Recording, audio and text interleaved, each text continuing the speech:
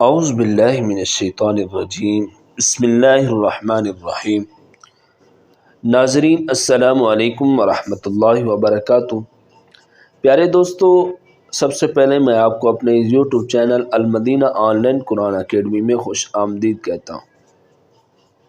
آج کی اس ویڈیو میں شیاطین کے شر سے پناہ حاصل کرنے کی دعائیں آپ کو سکھائیں گے۔ اس سے پہلے ہم آپ سے چھوٹی سی ریکویسٹ کرتے ہیں کہ اگر آپ نے ہمارے چینل کو سبسکرائب نہیں کیا تو ہمارے چینل کو سبسکرائب اور لائک کر دیں۔ آئیے آپ دعائیں پڑھتے ہیں۔ شیاطین کے شر سے بچنے کی دعا۔ بسم اللہ الرحمن الرحیم۔ رب اعوذ بک من ہمزات الشیاطین وَأَعُوذُ بِكَ رَبِّ أَن يَحْضُرُونِ۔ ترجمہ: اے میرے رب، میں شیطانوں کے وسوسوں سے تیری پناہ مانگتا ہوں، اور میرے رب، میں اس سے بھی تیری پناہ مانگتا ہوں کہ وہ میرے پاس حاضر ہو جائیں۔ نبی کریم صلی اللہ علیہ وسلم کو یہ دعا مانگنے کا حکم دیا گیا ہے۔ اگلی دعا ہے مخلوق کے شر سے اللہ تعالیٰ کی پناہ مانگنے کی دعائیں، یعنی صورتیں۔ نبی کریم صلی اللہ علیہ وآلہ وسلم کے ارشاد گرامی ہے، سورہ اخلاص پڑھنے کا ثواب 1/3 قرآن کے برابر ہے۔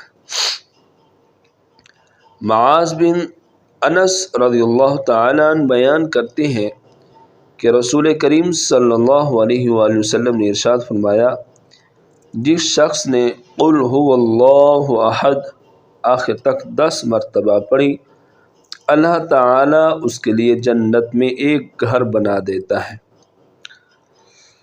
آئیے سورۃ اخلاص پڑھتے ہیں۔ بسم اللہ الرحمن الرحیم۔ قل هو اللہ احد اللہ الصمد لم یلد ولم یولد ولم یکن له کفوا احد۔ ترجمہ: اللہ کے نام سے شروع جو نہایت مہربان بہت رحم کرنے والا ہے۔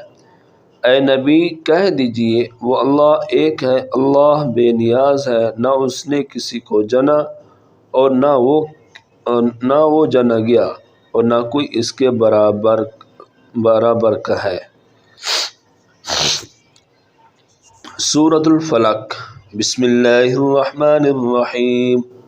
قل اعوذ برب الفلق من شر ما خلق ومن شر غاسق اذا وقب ومن شر النفاثات في العقد ومن شر حاسد اذا حسد۔ ترجمہ: اللہ کے نام سے شروع جو نہایت مہربان بہت رحم کرنے والا ہے۔ اے نبی کہہ دیجئے، میں صبح کے رب کی پناہ میں آتا ہوں اور ہر اس چیز کے شر سے جو اس نے پیدا کی، اور اندھیری رات کے شر سے جب وہ چھا جائے، اور گروہ میں پھونکے مارنے والیوں کے شر سے، اور حسد کرنے والے کے شر سے جب وہ حسد کرے۔ بسم اللہ الرحمن الرحیم۔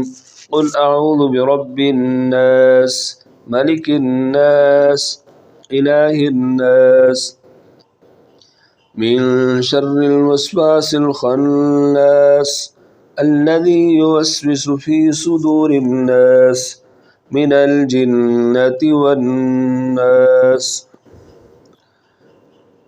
نبی کریم صلی اللہ علیہ وآلہ وسلم نے عقبہ بن عامر رضی اللہ تعالیٰ عنہ کو ہر نماز کے بعد یہ صورتیں پڑھنے کا حکم دیا تھا۔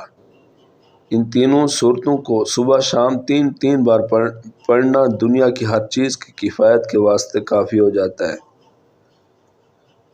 امید کرتا ہوں کہ آپ کو یہ ویڈیو اچھی لگی ہوگی۔ اگر یہ ویڈیو اچھی لگی ہے تو آگے آپ نے شیئر کرنی ہے، مجھے اپنی دعاؤں میں یاد رکھنا ہے۔ ہاں، اگر آپ نے کوئی دعا، کوئی وظیفہ، کوئی کلام پوچھنا ہو تو آپ کمنٹ کر کے پوچھ سکتے ہیں۔ انشاءاللہ ہم آپ کو اس کا جواب دیں گے۔ انشاءاللہ اگلی ویڈیو میں توبہ اور استغفار کرنے اور گناہوں سے معافی کی دعائیں جو ہیں وہ دعائیں آپ کو سکھائیں گے۔ السلام علیکم۔